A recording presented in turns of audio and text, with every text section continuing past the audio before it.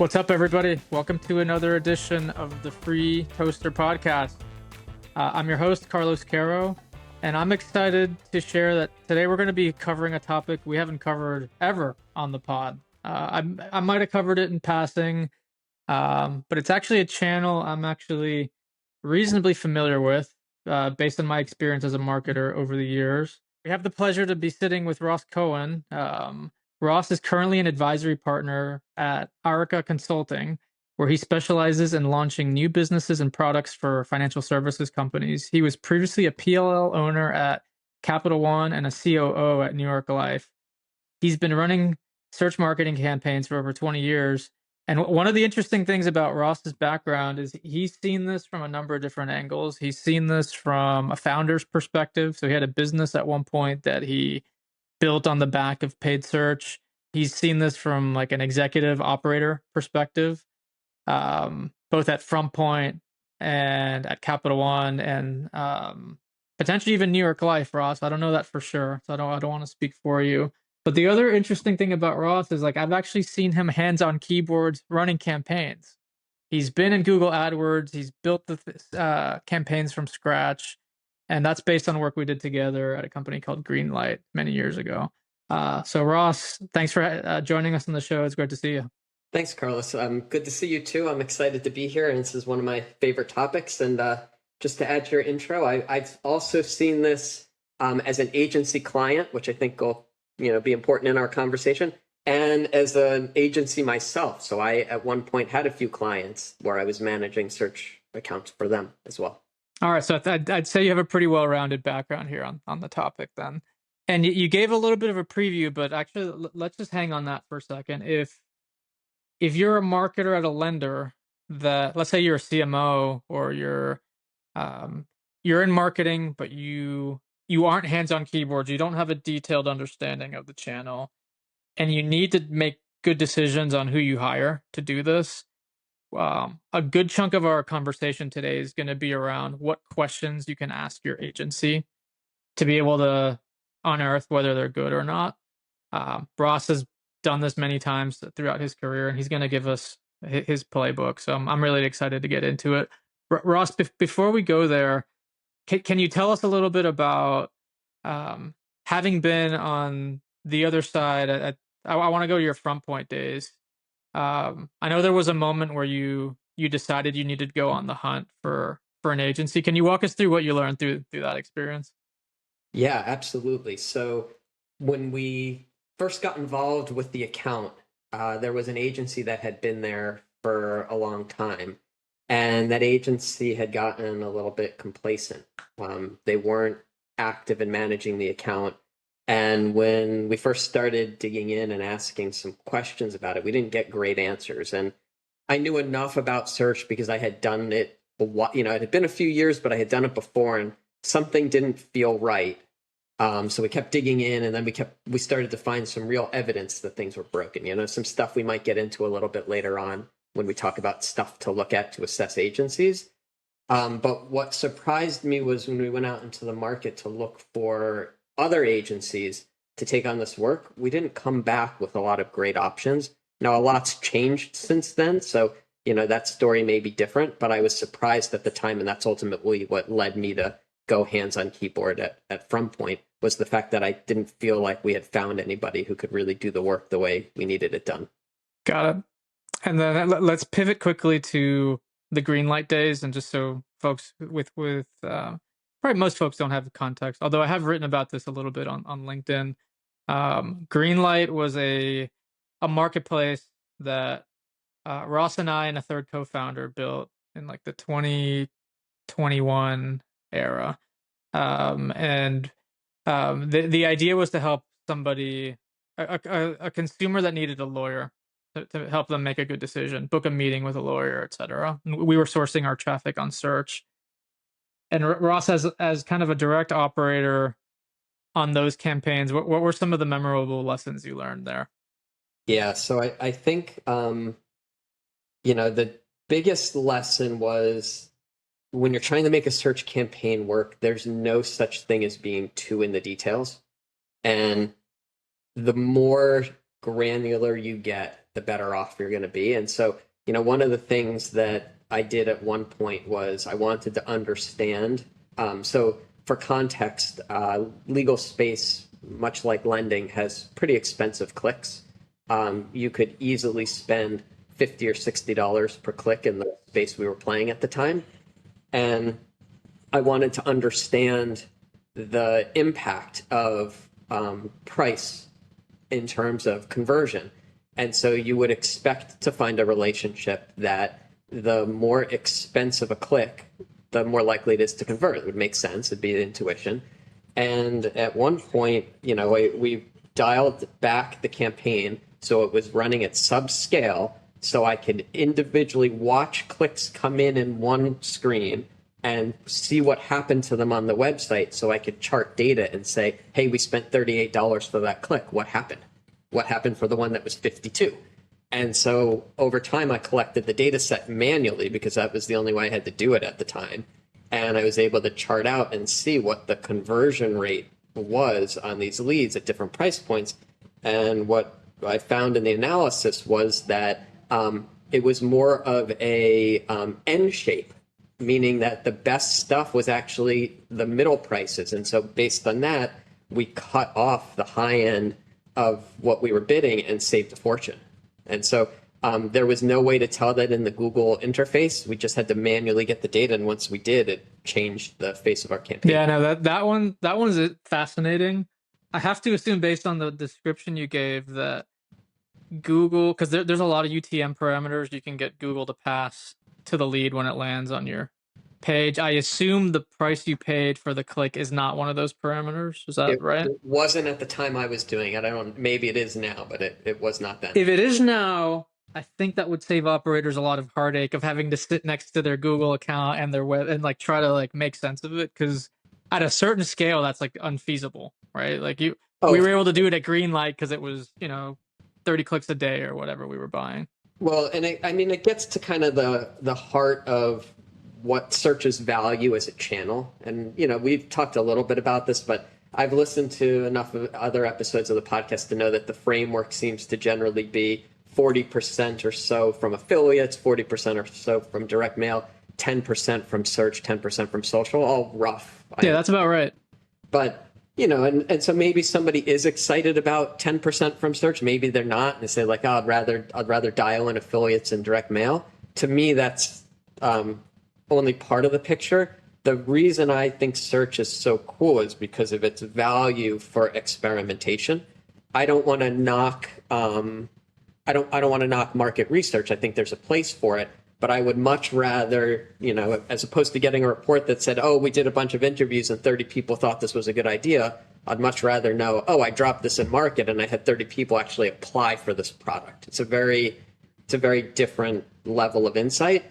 And with search, it's directly in your control, and it has very short cycle times. So it's kind of the perfect channel to experiment. We can have an idea today, and a day or two out, I have a rough sense of what's going on.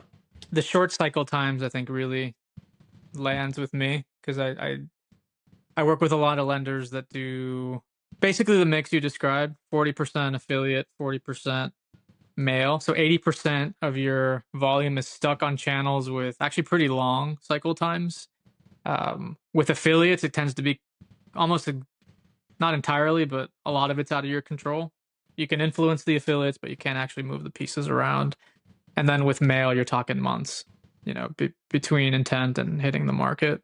One thing you didn't mention, but I do think is valuable for folks to hear, is that the channel could play the role of I don't know what the best way to call it, but it's there's a mechanical term I'm looking for, which is escaping me. But the role it can play is when one of your channels, let's say DM is down, shock absorber, I think is the word I was looking for. It can be a shock absorber in that you can really crank the channel fast. In the matter of minutes, you could say, hey, I'm going to bid $100 instead of 30 for clicks, and your volume could 10x within the same day if you knew what to bid on and the keywords and all of that, which is a really nice thing to have if you're a CFO or a CMO closing a quarter and you need to hit your number. yes, your blended CACs are going to come up, but like it could really bail you out when one of your other channels is underperforming. 100% agreed. The one piece I'd add to that for anybody who's thinking in that way is I would say do the legwork up front. So you have an account, you've structured it correctly, you know how it works, you know where, you know your marginal economics in different spaces. So you kind of have an intuition for about where you can hit the gas, because like anything else, it moves very quickly. But if you showed up cold and said, let's fire up a search account tomorrow because I need 10% more volume, you could get yourself in a lot of trouble and lose a lot of money quickly. You do need some testing cycles to kind of understand the parameters, understand the universe before you go nuts. The other benefit I've seen in the channel that you didn't mention, but I'm curious if you agree with, is like the degree of personalization you can apply here is heightened in my opinion. So for any particular keyword you bid on, that landing page experience could be bespoke, unique, and dialed into that specific word that the consumer was searching for, which I think is feasible in other channels, but I think can be much harder to execute. Yeah, I think that's spot on. And then there's some other parameters that you can do that with as well, like location. And so we used to do that at FrontPoint, where geography is very important in the sale of a home security system. And so folks would come in and we would know where they were coming from, and we could reflect the fact that FrontPoint does business in that particular town. And so that was also helpful as well. Cool. All right, so let's jump into, for folks that aren't familiar at all with the channel. We've already been throwing some words around here and maybe assuming knowledge that may not be there. Could you give us like maybe a primer here, or like a 101 on how's the channel work and what are some of the most important dynamics? Yeah, absolutely. So I'll try to keep it short. Each time someone searches a topic in Google, there's an auction run. And anybody who wants to show an ad in that auction is bidding to show the ad. And I think there's probably two things that I want to highlight that are interesting about the auction. The first is, if you've ever bought anything at auction, it's just straight up price, right? You hold your little placard, and if you're willing to bid the most, you get the thing. It could be a home or car, whatever it is. Here it's a little bit different. It's not just the straight up price you're willing to pay. There's a concept called quality score included. And quality score is Google's, I guess, predictive assessment of quality here, right? And what they're looking at is they're trying to figure out how likely is someone to click on the ad? Is the ad relevant to what was searched for? Does the landing page actually deliver on the, what someone would reasonably expect to happen when they get there? And that quality score, it's calculated at the advertiser level, but also at the keyword level and the ad level. And so there's a bunch of different quality scores. I'll just, refer to them as one for the sake of this conversation. But what Google's doing is they're multiplying your bid times your quality score to decide where you rank in the auction. And so that means, if you have a good quality score, if you're putting out good stuff, you can win with lower bids. And conversely, if you're putting out crap, you're paying a penalty on everything you're bidding on. The other thing that I think is worth mentioning here is that, you think about your bidding and you think about using Google, and somebody's typing a search term in. So maybe they're searching for debt consolidation loan. That is the search term. When you set up your account, you're bidding on keywords. Those might sound the same, but they're actually pretty different. The keyword is the term as you refer to it. The search term is the term the user put into the search box. And there's a whole lot of magic that has to happen connecting the dots between the two. And you can do that very elegantly and efficiently, and or you can do it very poorly. And so a lot of what I've seen change in Google over the last 20 years has actually been that connective tissue between those two things. When I first started, everything was very controllable mechanically.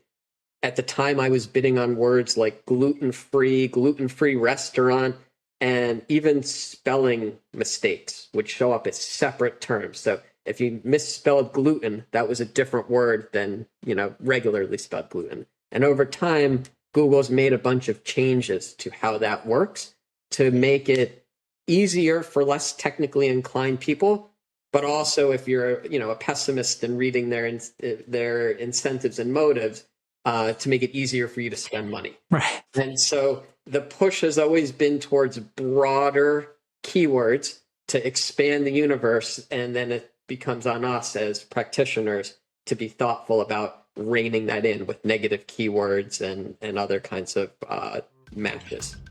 Let's take a quick break in the action here, because I'd like to introduce you to our newest sponsor, Fintel Connect. They're an affiliate marketing platform that can help connect you to publishers, influencers, and manage your compliance. I'd love for you to check them out. You can find them at fintelconnect.com, FINTEL connect.com, where you can connect directly with their founder and CRO. Can you go a little bit in the weeds? Negative keyword, what does that mean exactly? How does that manifest in the design of a campaign?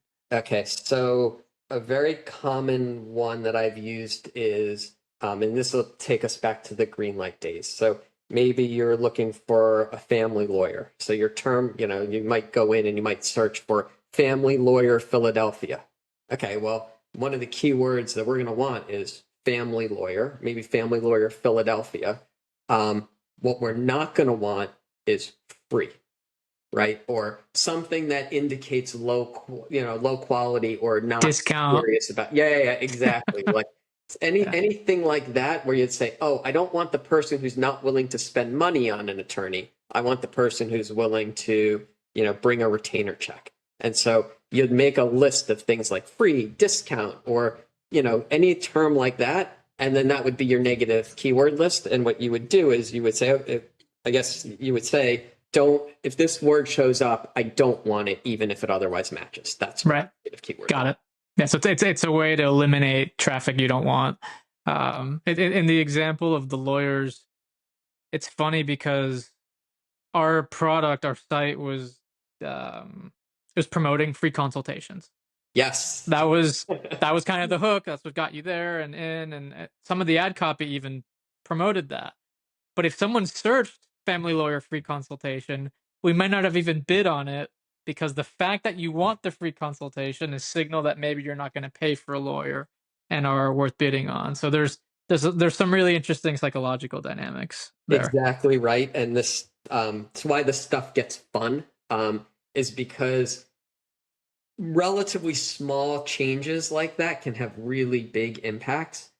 And at one point, and I'm sure you remember this, when we had kind of not fully figured out the quality piece of it, we didn't have any good demographic cuts.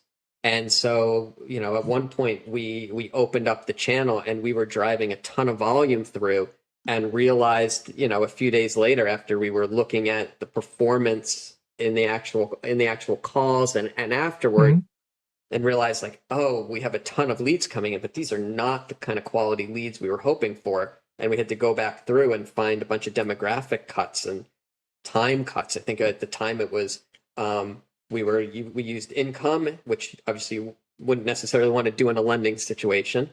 And then we used time of day and day of week, because one of the insights we found was the folks who are out shopping for a lawyer at 11 o'clock at night and 2 a.m. are a very different profile than the ones doing it during the workday. Yeah. If anybody's in this space, take people in the workday, not the ones on nights and weekends. No, I remember being very excited about our cost per lead at that moment. Yep. And then I remember the lawyers, the initial batch of lawyers telling me, hey, so-and-so didn't show up for the consultation. Like, they were giving us all the signals that maybe the lead quality wasn't quite there. And I remember this very clearly. I was, I had like a list of 60 leads that had come through from this campaign. I called all of them. I just sat down. I took 2 hours. I called every single one of them. A lot of my conversations would open with like, hey, who are you? and then I'd say who I was, and then they'd say, "Hold on a second," and then they'd like go scream at their kid or something. Like they would do something like really off color, and then that's what got me to really internalize that. Okay, maybe we're not reaching the people that we were intending to reach. So, but yeah, that gets to your point earlier about just getting into the weeds on things. The other thing I'd add that I remember really valuing about the search channel. When a lead came through, we would get a bunch of parameters appended to the lead: what search term, what campaign, what ad, etc. And that would really give you a lot of context on like the consumer and like what they were there to do and what they saw on the landing page and on the ad, etc. Which is nice because when you a lot of my audience buys leads from affiliates, and when you buy from any of the big affiliates, they tend to give you almost no information. They just say, "Oh, it came from us," and like maybe they'll give you some other clues about your price or your offer. But I find that you get a lot of context from the search channel, and that's often missing um, in some other kind of performance-based channels. Yeah, absolutely. And so I think there's two things here that are interesting and extendable into the lending space. The first was our conversation about poor quality leads. And we'll get into this when we talk, specific questions for your agency a little bit later. But that story around being excited around CPL in a lending space, if your agency is talking to you in terms of CPL and tracking success and celebrating low CPLs, that's a big red flag and something to run from. We learned the lesson accidentally in a different space, but it applies pretty universally in the lending space. And then the second piece around the data coming over, super helpful for thinking about performance at a segmentation level, right? So if you're trying to figure out like how do I turn a bunch of what sometimes feel like disjointed or random search terms into a segmentation, it's that appended data that's going to help you do that. Got So it. Yeah. very important to set all that tracking up correctly, to capture it somewhere and then tie the loop through so you can look at it after and not just say, oh, the channel does this. No, what's important is like this keyword group with these types of people does this. Because when somebody shows up and says, hey, we just lost the volume somewhere and we need you to make it up in search, if you don't know those things, you can't play on the margins and you Yeah, can't that's a really good point. juice things. Yeah, and that so there's some dots to connect between like CPL, CPAs, things like that. But then in lending, you also need to make sure like your loss rates are healthy and all of that. And that I expect that's going to vary dramatically by keyword type as well. Maybe even the ad that you ran. One thing you said earlier, Ross, I want to connect the dots here for some of the folks on the pod that are affiliate marketers. You talked about the quality score and this idea that even if you have the top bid, it doesn't necessarily mean you're at the top of the list because they're going to multiply your quality score times your bid. Um, I view that as very similar to what some of the big affiliate publishers do in their algorithms because they're a lot of them optimize revenue per impression. And when I hear bid times quality score, that's kind of where my mind goes. Like Google's really trying to key in on how good is your ad, how often will it be clicked, because it does me no good if you're willing to bid $100 per click if no one ever clicks it. So I need the click through rate and kind of the expected probability of that. And it would probably feel somewhat crude if Google called the quality score the expected CTR because it's so connected to their economics. So they came up with this fuzzy thing called quality score. But I also think it captures something else, which the publishers do on the affiliate side, is like they weed out just garbage stuff that would erode their brand, right? So Google doesn't want to be associated with a bunch of like garbage product. And as soon as they see something, whether it's reflected in the landing page or in the conversion rate, that feels to them like it's garbage product, they're going to downweight it. So like you can't ignore product quality, you can't ignore quality of your advertisement just because you can bid. So I think that's exactly right. And I think you're spot on. It does both those things. Calling it quality score is a lot nicer than quality and revenue maximization score. Yeah. Yeah. And then connected to that, I remember um, when I was hands-on, whether it was at Greenlight or in other contexts, there are so many ways in the Google interface that Google steers you to just letting them make choices for you. Yeah, don't ever do that. Yeah. That's I think it's a cliche around don't let the fox guard the hen house. Like Google is trying to make as much money as they can. That's what a business typically does. But that's at your expense. And so make sure you know what you're turning on, why you're turning it on, and if something's recommended there, find out why before you just agree. Yeah. Yeah, there's a lot of recommended language, or click here because it's automated and it's easy and it will save you time. Like it's positioned in a way where it's like, oh, I don't have to do that much work. I can just let them do it. And I've always worried about just buying clicks that I don't actually want. So I think hiring an agency or learning how to do this yourself the right way is probably really high leverage. Yeah, I think that's a good thing to call out. And just for my own personal stuff, I rarely ever turn any of those things on or agree to any of those things, especially early on. And then later on, if I'm looking for growth, I'll typically go through them manually and see which ones feel like they make intuitive sense. And then depending on what it is, I might try a couple of them at a time and test into it. But there have been plenty of times where I turned on one of those things and then regretted it. And so my advice would be if you don't know, say no. All right. So let's now change gears. I think this is the segment maybe I'm most excited about, which is either you're new to the market, so you want to get into search for the first time, and you want to find an agency that you think would be a good fit, particularly given the lending context, right? Because in lending, it's not good enough to just get a customer. You need the right customer, a good customer that will perform. And you also need to connect the dots to our earlier conversation of what happened on the front end to what happens downstream. So you need a partner that can kind of dial in connect all those dots together. So I don't know where you want to start here, Ross, but I guess I'm curious your process on how you vet these agencies, what questions you ask. Maybe I can share just a couple insights about agencies in this space in general, and then we can jump in from there. So, Cool. Two things I want to share. So the first is, and this is nearly a universal problem in the agency model, and it's something everybody listening probably knows, but I feel compelled to call it out anyway. There's a fundamental misalignment in incentives going on here because most agencies charge some portion of channel spend. Meaning the more, if you spend $100,000 in a month, they'll charge you some percentage of that. It could be 8%, 10%, whatever it is.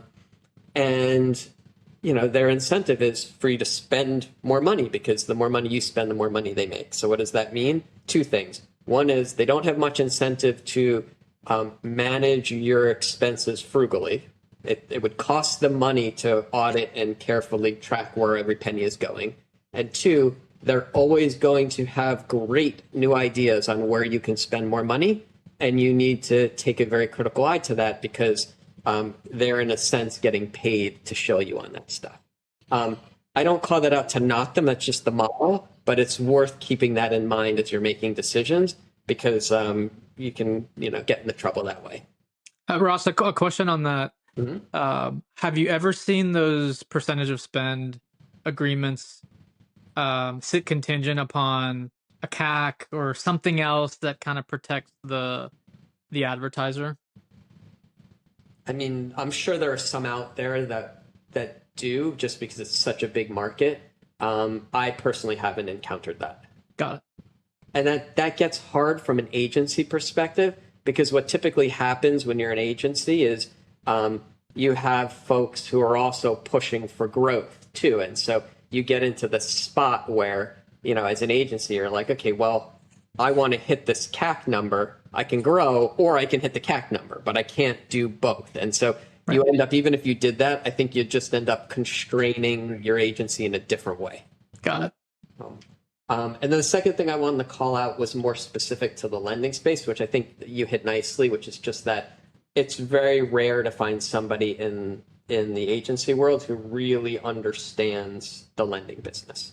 You know, what it means to go through the different steps that from I clicked on a link to I'm a funded account. Like there's a lot of complexity there. And if you grew up selling or marketing sneakers or any of the other typical products out there, it's going to be a very foreign concept to you that more volume isn't necessarily more volume of clicks and visitors isn't necessarily the win, and that could actually be a problem. And I remember back in the Capital One days, it was so ingrained that if something spiked in terms of front end early volume, the question everybody would ask is, what went wrong? What broke? Like, what's, almost this a little bit of a fright, and like, we better figure out what the heck's going on, not necessarily a cause of celebration.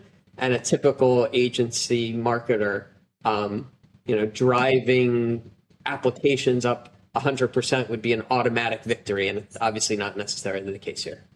I remember, I think that one applied probably to the FrontPoint use case as well. I guess I'm curious, like what questions you ask agencies, and then what you look for in their responses, what their responses might clue you in around how they operate. Yeah, absolutely. So, and I'm going to talk about questions I ask, but in reality, sometimes they're questions I ask. More often than not, they're things I pull out of the account myself. So maybe the biggest thing, and this was an issue at FrontPoint, it's top of mind for me because of how painful it was there. It's the split between branded keywords and unbranded. So branded would be, if you're FrontPoint, it's FrontPoint home security system. Unbranded would be home security system. And what we saw with the original agency was they had commingled those two sets of terms. Someone listening might wonder, so what's the big deal about that? The issue is branded keywords, they're a halo effect, right? They show up because you're doing something in some other channel. Maybe you had TV exposure or media exposure. Maybe it's somebody who was on Credit Karma who then went and Googled something. And so you're paying for that somewhere else. And they tend to be incredibly inexpensive clicks because of that, right? Somebody has very high intent. Your site is exactly what they're looking for. Google knows it.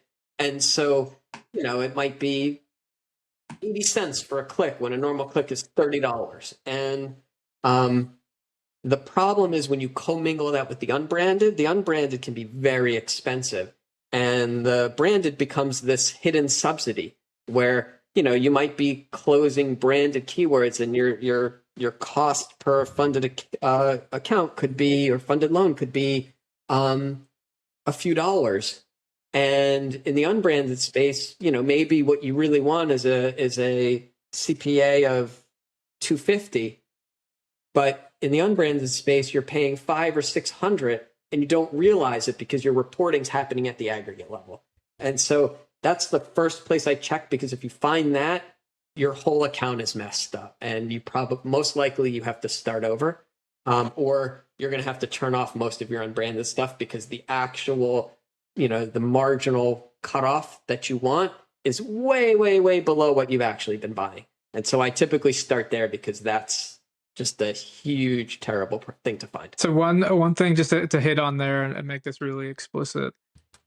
Google, I think what I'm hearing is Google would be okay if in a campaign you were bidding on branded and unbranded terms within a single campaign. From Google's perspective, they don't care. They would allow you to do that.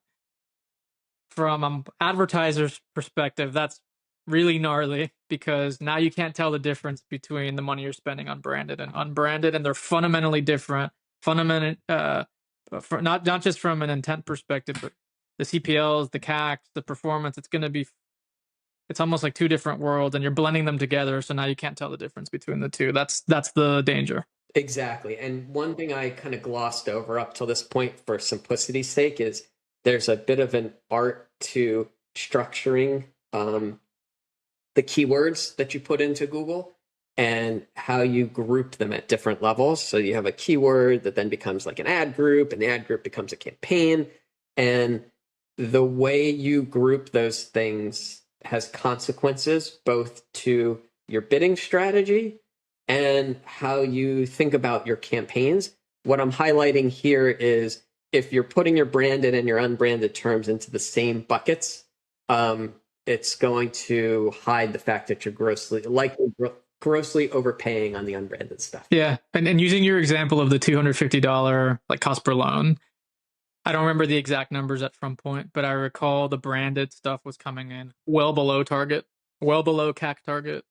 And the unbranded was like so ridiculously above target. It was like a head scratcher of why anyone would ever run a media there. Yeah, and in FrontPoint specifically, I think it may have been like triple what it should have been because we actually had a lot of unbranded volume because of all the affiliate marketing that FrontPoint's business was based on.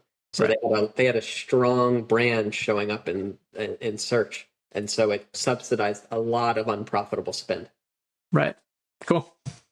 What else you got for us, Russ? So maybe the next thing I would think about would be take a look at the search terms report. And we talked about that a little bit earlier, but it's this idea that you can get a list of not the keywords you put in, but what were people searching for when your ad was shown. And so what you'd want to see there is one, you'd want your agency to be able to pull it up and actually walk you through it. But you'd want to make sure that there was a strong negative keyword list. That there was not, and I guess maybe the red flag here would be if you went in there and you found a lot of broad match terms, just like big open broad match stuff with a thin negative list that hadn't been touched in a while, that would be a sign that you're probably letting Google have way too much free reign. That needs to be reined in. Just to give a lending example here, your credit one, you sell credit cards. Someone searches a word you might find in that search terms report might be credit one credit cards suck. Yeah. Yep. So you paid money to get someone on your landing page who thinks credit one credit card sucks. Maybe you should pull that out, right? That's the gist of the exercise, right? Yeah, and there's also a common one for if you have a customer portal. And so somebody might be looking for, like, in this case, credit one login, credit one portal. And so what will typically happen is that if you didn't set up your negative keyword list right, someone will come in and they'll see your ad front and center and they'll click on the ad and end up on your landing page instead of in the portal. And so it sucks for their experience, but also you just paid money for that. Right. Yeah, because in that landing page, there is no link to the login portal. That's a sales page to get someone to apply, right? So not only did you waste money, but the customer actually can't even do the thing they wanted to do. And what you're going to find is as you get into broad match words, you're going to find that your definition of broad and Google's definition of broad probably aren't the same. And so I remember back when we were doing Greenlight, for example, family lawyer, divorce lawyer, those things on a broad match would turn into like some terms like looking for the location of the courthouse and things like that, where you're like, oh, okay, it's kind of a lawyer. Or you'd see like trust and estate lawyer, and you're like, oh, I don't want my ad showing on that because that's a $25 click for someone who clearly isn't in the market for what I'm doing. And so making sure your agency is really dialed in there is important for making sure your spend is being done wisely. Ready for the next one? I think so. Yeah. So how about I would ask, and we hit this a little bit, but I would ask, what's my cost per funded loan by campaign? And specifically here, I'm calling out, I don't want to talk about cost per click. I don't want to talk about cost per lead, but I'm probably not telling them that up front, and I'm watching if it comes back. The red flag here is anything talking about CPC, CPL. And what I would be worried about is just you have an agency that doesn't understand the dynamic we talked about before around complexity and quality, and they're just buying the cheapest clicks they could find without regard to creditworthiness. Yeah. Um, Anybody who can show up and talk about cost per funded loan at a campaign level, or they can talk about the differences between, like different intent tiers. If you started to hear things like that, I might feel like you probably had somebody who knew what they were doing. I want to pause here for a second to tell you about one of our sponsors, Spinwheel. They've built an API that streamlines your lending application form with just 2 fields. When a customer shares just their birth date and phone number, they can go grab all the information needed to pre-fill their application form. So regardless of what channel you play in, you know that the higher the application rate goes, the lower your cost of acquisition becomes, and the more media you can buy to generate growth. Additionally, they can give you real-time verified consumer credit data and seamless payment processing, which can help you serve customers beyond the initial application. To see a demo, go to spinwheel.io or check out the link in the show notes. It'll hook you up straight with their head of growth. I remember this is back to FrontPoint days, calling on some of these agencies. Once we had made the decision to switch the agency and kind of find another one, I would always describe our business that we buy leads, but these leads have to go on the phone and we have to close them, and all I really care about is the all-in cost per acquisition. I don't care about the CPL. And I would just let them talk and ask me what they need from me in order for this relationship to be successful. And I always just wanted them to hear and tell me specifically that they needed me to plug in my CRM data, my sales data, back to Google so that they could know what the all-in CAC was. And I want to say something like 2/3 of the agencies I spoke with, after multiple conversations, never told me that. And It was clear to me that they had no intent to connect the dots between Google and my backend. They didn't care. All they were going to optimize for CPL, which was, to me, felt like a train wreck, because if I had to tell them to do that, then that would just set the tone for the whole rest of the relationship, in my opinion. Yeah. So what you just called out is the single most common structural failure in this space, and it's true in lending, but it's also true, as you pointed out, pretty much any place where there's some kind of lag between when somebody visits a page and when a transaction is completed. So that could be human in the loop sales, that could be insurance and underwriting processes. I've seen this personally. I'm trying to think if I ever encountered an account where it was set up correctly. I don't know that I have. Typically, that's a really good place to go look. And it makes a huge difference, because what happens is, if you're trying to optimize on a lead or on an application or on something along those lines, you're training the Google optimization model on the wrong thing. Right. And so if everybody in your space is doing the same thing, in theory, you might be able to get away with it, or it might just not hurt you that much.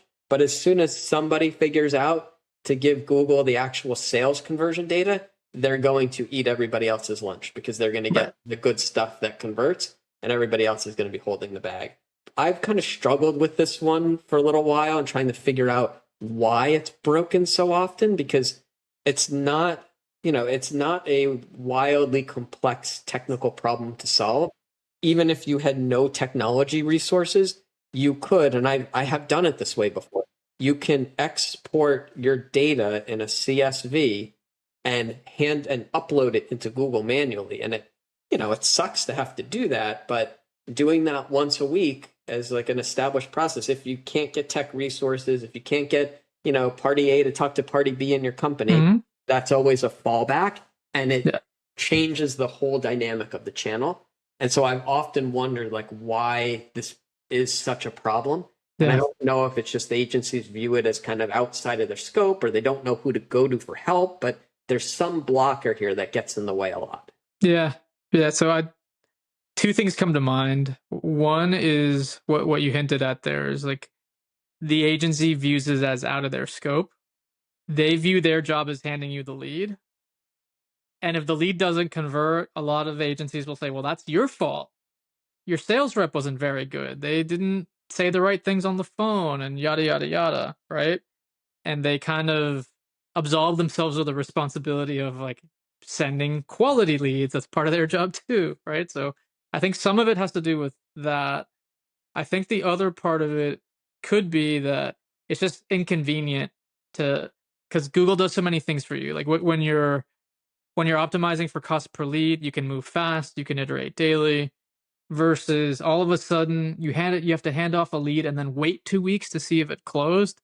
That sucks, because now I have to worry about what vintages are mature enough to be able to call the sales rate, and then I have to keep different cohorts, and now that breaks my brain as an agency because I'm just so used to CPL working for almost everybody. Oh yeah, you know what? That's a great point on the reporting piece, and then you have to have like a window open, and it's like, okay, here's my 30-day conversion and my 60-day conversion. Right? And I have to look at all these curves. Like, yeah, it's cool. it's a lot of thinking that you wouldn't have otherwise had to do. Yeah, and the hypothesis you suggested before, that's kind of neat to think about as well, because I think you're right. There's like this assumption around it being a linear process where it's like you move through these steps, and a lead is a lead, and then you hand it to sales, and sales does with it what sales does. And it's kind of, mind breaking in a way to think about the fact that things you do in step 4 of the process actually can change what happened in step 2 of the process in this way that feels very matrixy, I think. Yeah, and we're not even addressing, like, back to like FrontPoint. Sales teams are very smart and they're very aware of where the leads comes from.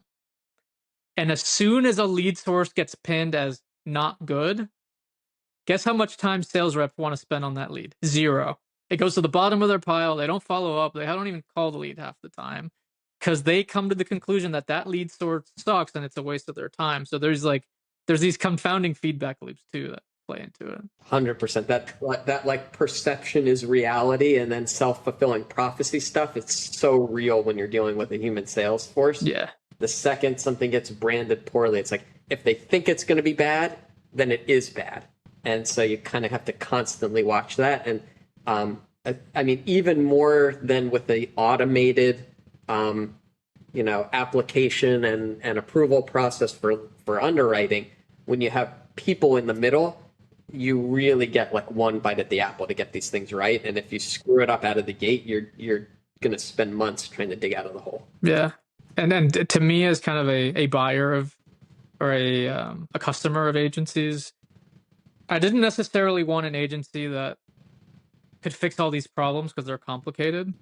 I didn't have that expectation. I had a hope / expectation that they could at least empathize with the issue, like the real issues I had, and could come to the table aware of these dynamics and not make matters worse by like living in their bubble and with their blinders on and operating as if this stuff doesn't exist. I think that's a fair assessment. I probably started out the process hoping for a little bit more than that, but had to keep ratcheting my expectations down. What other questions? Are there others on your list, Ross? Yeah, I have a couple more. So, I would ask them, we hit this a little earlier, but I would ask them about Google's automated recommendations. I'd want to know which ones are getting approved and who's actually doing the approval of them. And, I think the key here is auto apply is turned off. The recommendation should be reviewed by a human. Most probably should be dismissed. And they should be able to tell you in a way that makes sense intuitively to you why they picked the ones that they did. And then, if you see any place where the auto approve is turned on, or nobody really knows whether it's turned on, or they're bragging about having a high optimization score, that's a good sign that there's a problem and you want to dig in further or move away from them. Can you give an example of a recommendation Google might automate in an account? Yeah, so they might tell you to increase your bid price for more volume. They might recommend additional keywords. They could recommend changing the optimization function you're using. There's a lot of different things that they can suggest. Got it.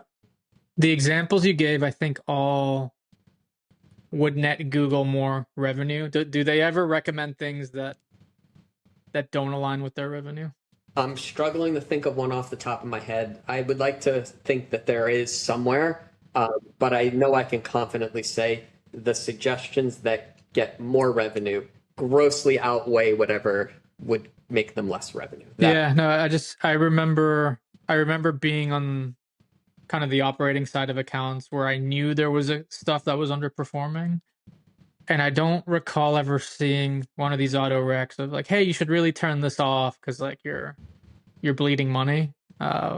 Maybe things have changed because this is like a decade ago. So, but yeah, I guess I would advise advertisers to be slightly more skeptical of stuff that would make revenue, would Google more money. Yeah, I think that's right. And that's not to say like some of the suggestions could be good and they could be helpful, but treat them as what they are. Like you're on the hook, you're accountable. Once you turn it on, it's as if you did it, and approach it that way, and I think you'll be fine. I think the next question I would ask would be, what did you change in my account last month? And I would very specifically take a look at the change history. And this is one of my favorite questions because there's no sugarcoating this one. There's going to be a change log, and you can go through it and you can see what happened. And so a good answer here, somebody has the log, you go through it, and you see evidence of thoughtful management of your account. Maybe they're launching tests, maybe they're moving bids, maybe they're adding negative keywords. There's two different ways you can have a bad answer here. Bad answer number one is there have been no changes. And that's not necessarily a bad thing in and of itself, unless they're charging you a lot of money, right? The answer might be like, we didn't have to do a whole lot. And, that's unlikely, but it could happen. The second thing is actually the opposite of that, which is you have a change log, which is like hundreds or thousands of automated tiny little changes, and you're like, what the heck is going on here? If I saw that, I might even be more worried than the no changes, because no changes is just lazy. If it's automated, very likely they're letting something have the wheel, and they don't really understand what's going on. And that feels more dangerous to me. And given our conversation earlier, that could be taking your account in a direction where it's spending more liberally and driving up your CPAs and things of that nature. Yeah, exactly. So I have a few more questions we can go through. I have one that's probably a really good one I don't want to miss. If you had 20% more budget, exactly where would it go? And what would my marginal cost per funded loan be? And I'm getting at a lot of stuff in here. The first thing I'm getting at is the piece around marginal, right?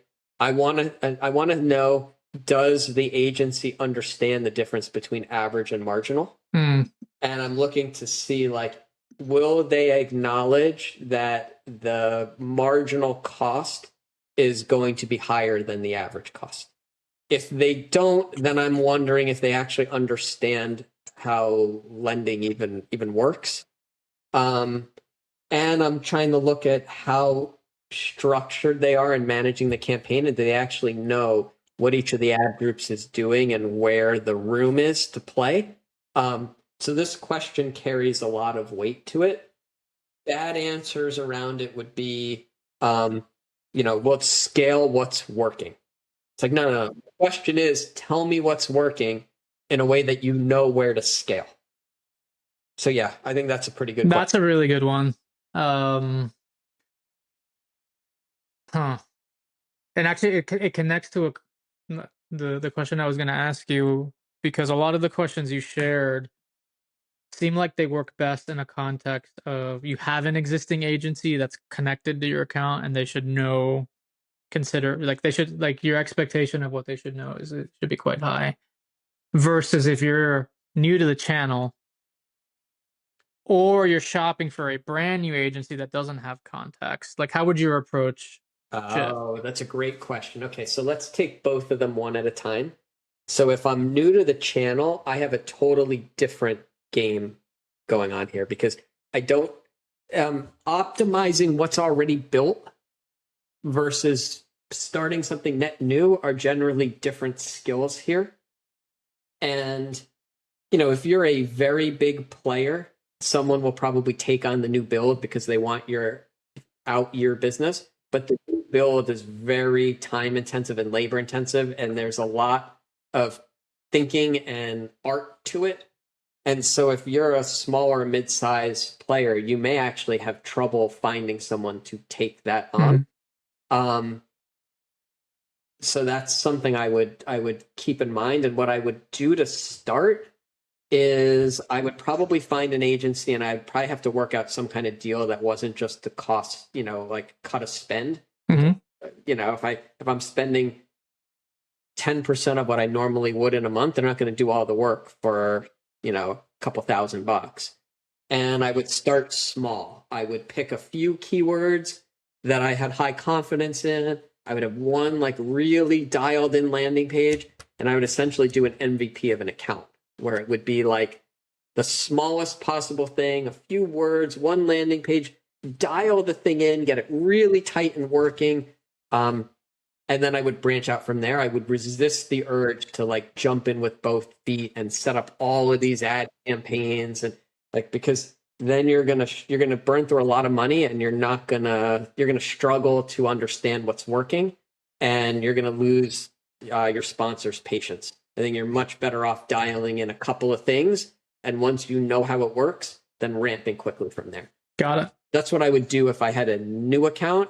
And then if I was evaluating a new agency, that's a little bit easier, because one, they're all going to want to audit your account. So you have to be careful with that, because if you give them access to it, your existing agency will see, and then you're going to have drama in managing that.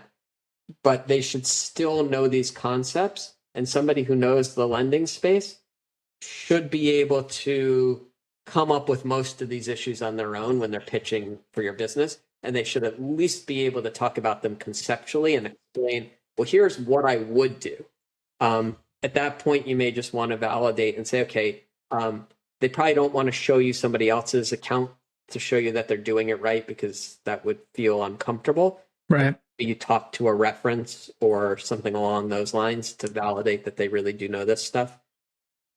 Yeah. And you hit on something important that I had forgotten, but is critical for the kind of the head advertiser, the CMO, whoever's running the conversation, is that when you do give that audit access, the incumbent agency sees that someone has access to the account. So that's certainly, I would expect to be a conversation to have with that. So it's not a surprise, right? Hey, like ideally there's already like a performance conversation that's live. They kind of already know, they feel maybe that they're on notice or that things aren't going perfectly. So when they see that audit come up, they're not totally blindsided. It feels like there's some like partnership/relationship management stuff that needs to think about.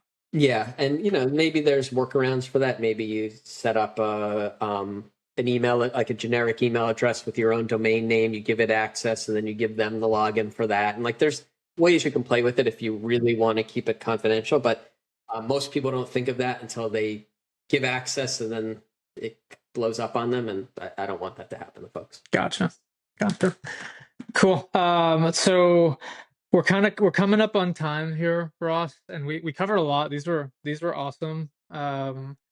If you're cool with it, I may take your headline questions, kind of put them in written format, share it out with our newsletter audience. Yeah, go for it. And maybe invite them to listen to the full show, because I think that could be a really nice takeaway. So Ross, for listeners that maybe came in towards the end, or maybe a little bit distracted as they were listening to the episode, and you had to give them just one thing they could go do in their paid search program, what would it be? Yeah, I think it's more a mindset thing that I want to share, which is we went through a lot of stuff that, if you're new to this, probably sounds very technical and in the weeds. And like my first reaction, if I was new to this, would probably be like, oh, that sounds like such a headache, and I don't want to deal with this, especially for 10% of my volume. Like, I have bigger things to worry about. And I don't want folks to be discouraged, because this is a really interesting and valuable channel for some of the reasons we talked about. And so my advice would be, eat the elephant one bite at a time. You don't need to solve every single thing at once. You can make a list. You could take the list of questions you talked about producing, and you can just go one by one. But you don't have to do it all at once. You just start with the first one and say, okay, I'm going to take a look at this until I understand it. And maybe a few days go by and you look at another one. And as you do that, you'll start to build some intuition around this, and it will feel less overwhelming and intimidating. I don't know that you ever need to get to the point where you're running these campaigns yourself. That's unnecessary for most people working in this space. I do it because it's fun for me, but you don't have to. You just need to get good enough that you can tell the difference between somebody who knows what they're doing and somebody who doesn't. And the bar for that is not that high. I think if you spent a little bit of time with this a few different times over the course of a few weeks or maybe even a month, you would know way more than you needed to be an expert manager of somebody who's running the account for you. I love that. I love that. And two of the ones that resonated with me as you went through it, because I've lived both of these, the branded versus unbranded. Good chance people are going to find wasted money, obvious wasted money in unbranded. And then the search terms report, good chance they're going to find some things people are searching for that they should have negative out of the account. But yeah, no, love the idea of taking it slow. This is probably one of the most overwhelming channels, I would say, technically. And I've seen search, I've seen social, affiliates, DM, and like the amount of detail and nuance here in search is probably highest. So I think that's really great advice. Yeah, and one other thought you just sparked for me that I want to add is, as you go through these things, you will inevitably find stuff, no matter how on top of things the agency is, no matter how good they are. Nothing's ever going to be perfect. And so I want to, just suggest that as folks dig in here, they apply a level of thoughtfulness to it. When you find like one idea you have for a negative keyword, like that doesn't mean your agency's bad. Your agency's bad when you go in and there's like no negative words, or there's negative words that don't make sense, or nobody's looked at the negative keywords in a year and a half. It's like, that's when you start to have problems. But apply like the relevance or the materiality clause to it before you, get in there and go nuts. Yeah, no, I love that. So I think you're encouraging a degree of empathy here for the service provider, because just given the complexity and nuance, there's going to be little things here and there that are going to be imperfect, but that doesn't mean that holistically they're not running a great program. Yeah, they understand the big things we covered, and they're willing to work with you, and they're responsive. That's probably 80% of the battle right there. No, this is awesome. Ross, thanks again for taking the time to join us on the show. This was super fun. I love these deep dive practitioner-y type conversations. So thanks for getting into the weeds here with us today. Ross, if folks want to reach you, contact you, talk more about search, where can they find you? Yeah, I would welcome that. They can find me. I have a website, recohen.com, or they could find me on LinkedIn under Ross Cohen. And I would welcome anybody to reach out if they were interested in talking more about search. It's a topic very near and dear to my heart, as you could probably tell. Cool. Well, I will drop both of those in the show notes for the episode for anyone that wants to reference them. And hope to have you again on the show sometime in the future, Ross. Thanks, Carlos. This was awesome. I appreciate the invite and glad to have done this. All right. We'll talk soon. I want to take a quick break in the action here. If you want to support the show, the number one thing you can do is go to thefreetoaster.com and sign up for our newsletter. You're going to get a couple pieces per week of news, information, insights, and podcasts like the one you're listening to right now at the intersection of marketing, lending, and technology. That's our niche. We don't plan to go outside of that. It's the only publication I've seen out there on the internet that dials into this zone. So if you want to support us, sign up and share it in your favorite Slack channel. This is a quick plug here for my marketing agency. It's called New Market Growth. We do nothing but help fintech lenders accelerate their growth in affiliate marketing channels. Our services are both strategic and operational, And if you want to learn more about how we can help you, find us at newmarketgrowth.com or email me directly at carlos@newmarketgrowth.com.